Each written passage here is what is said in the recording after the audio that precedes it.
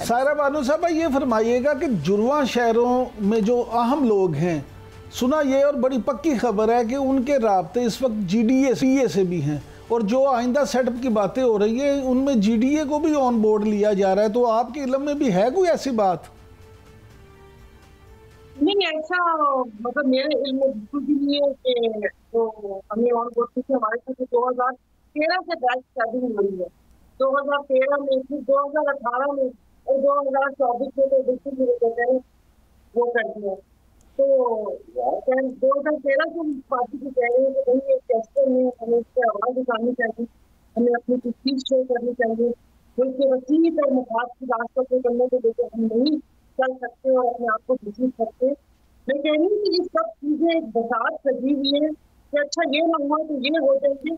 लेकिन देखिए, अब मेरा कोई अगर सुन रहा है तो उसे मेरी इस्तदा है तो खुदा के वास्ते ये तजर्बा जहाँ नहीं है, तजर्बा ना करें। तो हम बहुत तंग आई हुई है महंगाई से, बाकी चीज़ों से। लेकिन इमरान साहब, वैसे ये नेशनल गवर्नमेंट या टेक्नोक्रेट सेटअप की बातें पिछले साल भी हुई थी, जब बज़ाहिर ऐसा लग रहा था कि इलेक्शन में जाने का कोई प्लान नज़र नहीं आ रहा था, तो उस वक्त ये बातें हो रही थी कि जी शायद कोई टेक्नोक्रेट सेटअप आ जाए या कोई ऐसी कौमी हुकूमत आ जाए।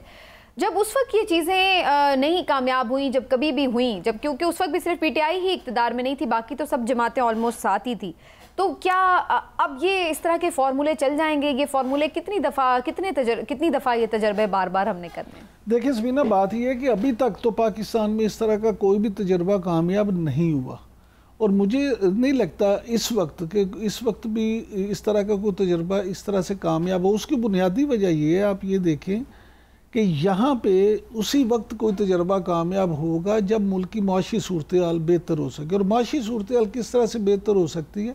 माशी सूरत हाल इस वक्त उस तरह से बेहतर हो सकती है कि एक ऐसी हुकूमत हो जिसको अवामी मैंडेट मिला हो और अवाम ने उस पर पूरा एतबार किया, और फिर हमारी कौम भी जो है वो बेसब्री का मुजाहरा ना करे, उसके लिए हमें थोड़ा सब्र भी रखें, डिलीवर करने का टाइम भी दे। लेकिन अब प्रॉब्लम ये है कि यहाँ पे हर हुकूमत जब बनती है तो हुक्मरान आके ये तो कहते हैं कि कौम को कड़वी गोलियां निगलना पड़ेंगी, लेकिन असल में वो कौम बेचारी कड़वी गोलियां निगल के इतना मुंह करवा हो गया कि अब उन्हें मीठे की तो शायद पहचान ही नहीं रही। सही बात। ये मामला तो ये अभी वैसे होता हुआ नजर भी नहीं आ रहा है, क्योंकि अगर इसका मकसद ये है कि अगर इस्तेहकाम लाना है तो वो तो फिर उससे भी कैसे आएगा, जबकि आप मुझे नहीं लगता है कि ये तमाम सियासी जमातों के लिए भी काबिल कबूल होगा ऐसा कोई सेटअप। आप कुछ कहना चाह रही सायरा साहिबा इस पर? नहीं, आप कह रहे हैं कि मॉइशत, देखिए यहाँ पर इसी मॉइशी पहिए में से अरबों रुपए की करप्शन होती है। राव अनवार के इंटरव्यू भूल गए हैं कि सलाना 700 अरब की सिर्फ यहाँ पर कराची शहर की करप्शन होती है। ये जो अरबों खरबों लेके 12 अरब डॉलर की जायदादें बनाई हुई है, Dubai league, Panama league, John league, को खुदा जाने कौन सी लीग में, वो यहीं से कमाया हुआ है। बात असल है करप्शन, ये जो करप्ट लोग हैं इस मुल्क का मसला ये है। आपने कहा कि कोई भी आएगा हुकूमत को इसको टाइम दे, वापिस से वही शक्लें आएंगी। आप देखिए, जिस वक्त मैं PTI गवर्नमेंट में थी तो मुझे बताया तो ये कहा था, किसी ने कहा कि नहीं है, हम आपस में बैठे रहे थे। मैंने कहा मुझे क्या है, आइए को बोल दे और बताए, इनको नहीं बोल दे। आप खुदा के वास्ते शेख रफीक को, चौमनी कुरैशी को, उमर अयूब को, गुलाम सरवर को, फवाद चौधरी को, फखर आलम को, मैं और कौन से नाम दूं, इनको आप नए ना चाहिए। हर पार्टी डिक्टेटर यहाँ पे बोल दिए हैं। ठीक बात उसकी नीयत यहाँ पर कोई करना कट्टे की रस्सी छोटी करनी है, सारा भैंस को दूध कट्टा पी जाता है। ये जो अशराफिया की मराद खत्म करनी होगी, इस तरफ कोई नहीं आता। बिल्कुल ठीक बात। लेकिन अब ये सवाल ये है कि ये आगे अब इस पे तो बात वही होती है ना कि पहले एक पॉलिटिकल स्टेबिलिटी आए तो आगे हम मईशत की स्टेबिलिटी की तरफ जाएं, लेकिन अब इस पे बहुत से लोग मुज़ाकरात की भी बात करते हैं और ग्रैंड डायलॉग की भी बात होती है। ये भी कहा जाता है कि जी इस्टेब्लिशमेंट से भी मुज़ाकरात होंगे या फिर सिर्फ सियासी जमातों का। आपको क्या नज़र आ रहा है सायरा बानो साहिबा इस पूरे माहौल में? कहीं आपको मुज़ाकरात होते हुए नज़र आ रहे हैं, और अगर होंगे तो आप समझती हैं कि उससे मसले का हल निकल सकता है, कम से कम पॉलिटिकल स्टेबिलिटी आ सकती है? नहीं जी, नहीं, वैसा नहीं हो सकता। वो बैकडोर से सुने के मुज़ाकरात चल रही हैं। ये सिर्फ सियासतदान या वो कहते हैं कि फैसला करने का नहीं, इस केवल सियासतदान भी कहते हैं मिलिट्री स्टैब्लिशमेंट भी बैठी है, अदलिया भी बैठे हैं और हमारे साथ ही वो भी बैठे हैं।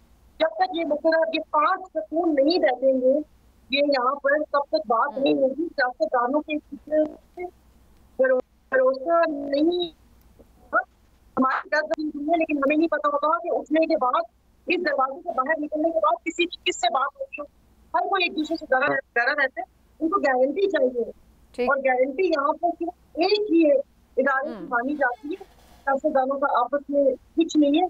आप मेरी बात को जैसे भी लें, इनकी जो एक कमिश्नर रावत हिंदी के बयान के ऊपर बैठ के सिर्फ पंजाब लेना चाह रहे थे, वफाक भी लेना चाह रहे थे, फिर उन्होंने वफाक भी ले लिया।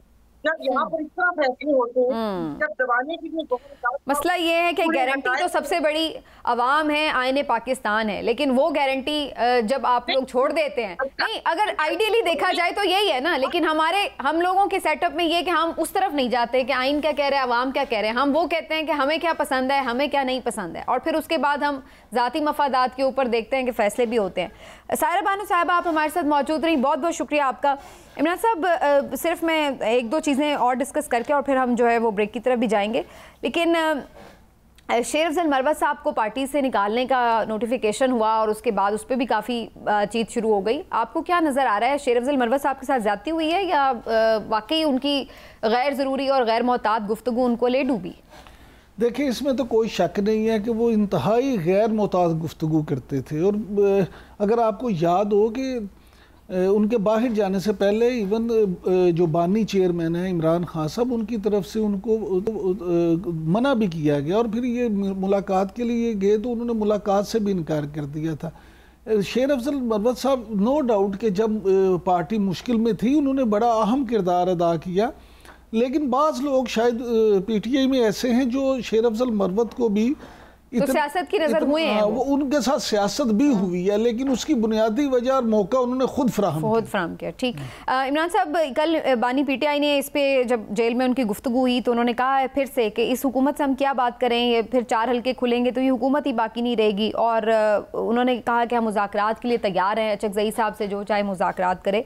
तो आपको लगता है कि ये मामलात आगे मुज़ाकरात की तरफ जा रहे हैं? क्योंकि अगर वाकई कोई खुश नहीं है इस सेटअप से तो ये इसका मतलब है कि कोई पीटीआई के लिए गुंजाइश बन सकती है। आपकी राय क्या है? पीटीआई के लिए अभी फिलहाल भी कोई गुंजाइश कोई गुंजाइश नहीं। और ये उसकी बुनियादी वजह ये देखें, गुंजाइश उसी वक्त निकलेगी जब इमरान खान साहब जमहूरियत पे यकीन रखेंगे और सियासी जमातें, ख्वाह वो अच्छे हों बुरे हों, उनकी नज़र में वो चोर डाकू जो भी हैं, लेकिन उन्हें बात वहीं से करके फिर आगे जाना होगा। ये नहीं हो सकता कि वो यही कहेंगे, वैसे वो उनको बुरा भला भी कहें और बाद में ये भी कह दें कि हम मुज़ाकरात के लिए तैयार हैं। उनको अपनी सियासी जमातों के साथ मामलात को बेहतर करके फिर मुज़ाकरात। साहब, कल 5 अगस्त भी है और 5 अगस्त को हम यौम इस्तेहसाल के नाम से याद करते हैं। ये वही दिन है जिस दिन एक तरफा कानून साजी करके इंडिया ने जिस तरह से मकबूजा कश्मीर पर अपना गासबाना कब्जे को एक कानूनी जवाज़ फ्राहम किया। अब हम हर साल अब मनाना शुरू हो गए हैं, इसको मना लेते हैं और उसके बाद बात ख़त्म हो जाती है, लेकिन उसके बाद से अभी तक हमने कोई ऐसी पाकिस्तान की कामयाबी सफारती तौर पर नहीं देखी कि जो इंडिया को ये मजबूर कर सके कि वो अपना ये इक़दाम वापस ले। आपको क्या नज़र आ रहा है, ये कल का दिन भी इसी तरह एक दिन होगा जिसमें सब मुज़म्मती बयानात देंगे और गुजर जाएगा, या इस तरफ किसी की तवज्जो भी है, ये कोई सीरियस इशू रहा है अब पाकिस्तान के लिए? देखिए, बात यह है कि सच्ची बात तो ये है कि पाकिस्तान के लिए सबसे सीरियस इशू जो है वो हमेशा से कश्मीर रहा है, और यौम इस्तेहसाल जो है वो मनाने का मैं ये समझता हूँ कि चले एक फ़ायदा ज़रूर है कि आप उनको ये यकीन दिलाते हैं और कश्मीरियों को एहसास दिलाते हैं कि हम आपके साथ खड़े हैं। लेकिन इसके साथ साथ जो आपने बात की वो भी बड़ी गौर तलब है कि अगर आप सिर्फ ये एक दिन मना के या एक दिन में उन्हें एहसास दिला के उनका हक़ तो अदा नहीं कर पा रहे। और जहाँ बात रही ये कि इंडिया को इससे क्या फ़र्क पड़ता है, तो देखिए इंडिया जो है, आपको 1001 इख्तलाफात हों, लेकिन ये मानना पड़ेगा कि इंडिया अब इतनी तरक्की की मंजिलें तय करता चला जा रहा है कि उसको इस बात ये मैटर नहीं करती कि आप उसके बारे में क्या कह रहे हैं। उसने आलमी सतह पे अपनी बेहतर सफारतकारी से, अपने बेहतर बिजनेस से, अपनी बेहतर चीज़ों से और फिर आपसे कई गुना बड़ा होने की वजह से वो मुकाम बना लिया है कि लोग अब उसकी तरफ एक इतनी बड़ी मार्केट है कि लोग अब उसकी तरफ देखते हैं। और लोग देखेंगे इस वक्त जो दौर है वो तो बिज़नेस का दौर है। वो कुछ लो और कुछ दो वाला है, तो पूरी दुनिया को आपसे ज़्यादा उससे मफादात है। और रह गई बात ये कि जुल्म की, तो फ़लस्तीन में कश्मीर से कई गुना ज़्यादा जुल्म हो रहे हैं।